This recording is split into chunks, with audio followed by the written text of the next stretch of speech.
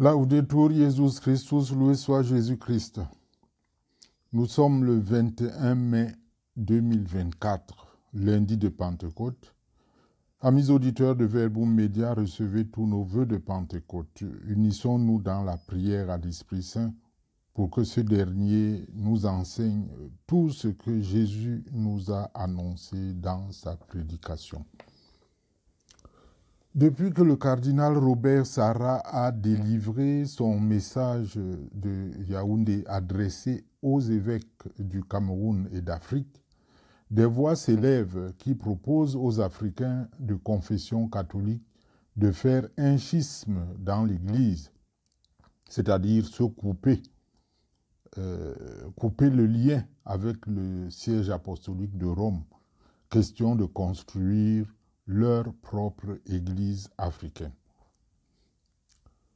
Bien évidemment, il est toujours plus facile de créer une secte que d'œuvrer pour l'unité. Ceci à tous les niveaux. Et les raisons ne manquent jamais. Eh bien, amis auditeurs qui nous découvrez seulement maintenant, cliquez sur le bouton s'abonner, cela ne vous coûte rien.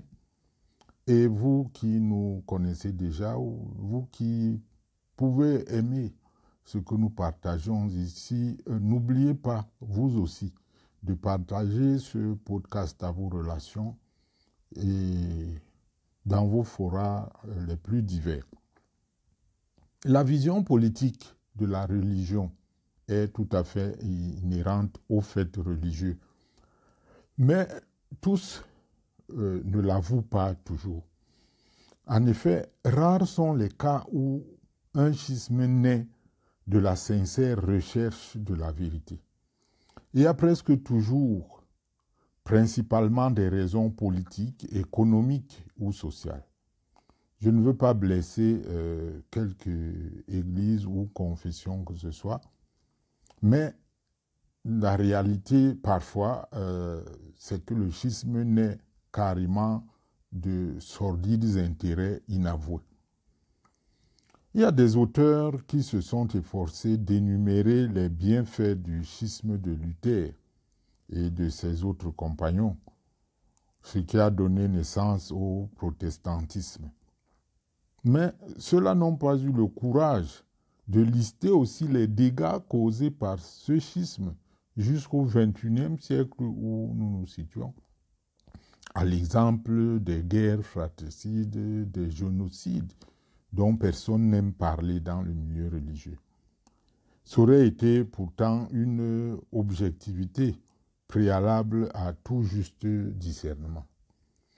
Comment ignorer que la division des chrétiens est en elle-même un grave scandale, même aux yeux du monde? Croire que l'émiettement de l'Église est un progrès pour l'évangélisation relève vraiment de la mythomanie, à moins d'être simplement de la mauvaise foi.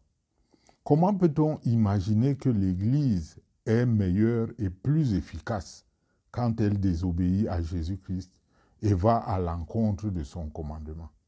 Et pourtant, il y en a qui en sont convaincus. Les catholiques africains me semblent suffisamment outillés pour comprendre l'évolution historique de l'Église, voire même orienter positivement celle-ci selon les instructions du Christ lui-même. Regardez un peu tout ce que font ces églisettes éparpillées à travers le continent africain et ailleurs pour prendre des mesures, pour prendre la juste mesure de ce que ça pourrait devenir, de ce qui pourrait se passer après le fameux schisme africain préconisé. N'hésitez pas à donner votre point de vue en commentaire, qu'il soit contre ce que je dis ou favorable. N'hésitez pas, nous sommes là pour le dialogue. Mais rappelez-vous toujours qu'au moment le plus crucial de sa brève vie, Jésus a prié avec émotion son Père, avec gravité, pour l'unité de l'Église. Revoyez un peu Jean 17, 21. Et les apôtres eux-mêmes ont beaucoup insisté dans leur prédication sur l'indispensable unité de l'Église.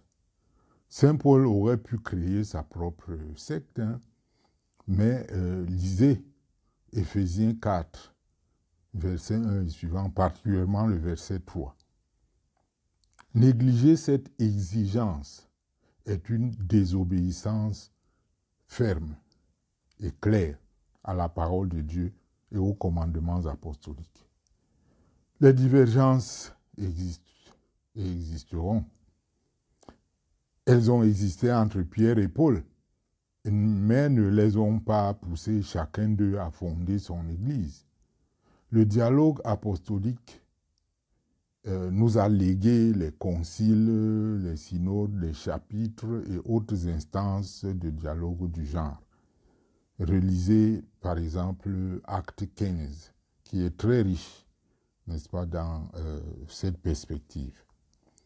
Des sensibilités doctrinales différentes sont toujours exprimées dans l'Église.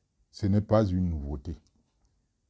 Les oppositions que nous connaissons actuellement sont surtout très médiatisées en réalité, mais elles n'ont pas l'ampleur, elles n'atteignent en rien les combats doctrinaux des premiers siècles de l'Église. Par exemple, lors de l'élaboration du credo, qui aura exigé pratiquement 3 conciles étalés sur près d'un siècle, Nicée, Constantinople, Chalcédoine. Voyez le temps qu'a mis la réfutation de l'arianisme et d'autres grandes hérésies dès le IVe siècle. Revenons au cas de l'Afrique. Quand bien même, par malheur, les catholiques africains se sentiraient très heurtés dans l'avenir, méprisés même durant plusieurs pontificats successifs, il y aura toujours des pistes non sectaires de résolution des problèmes. Le leadership catholique ne manque pas de tête de pont.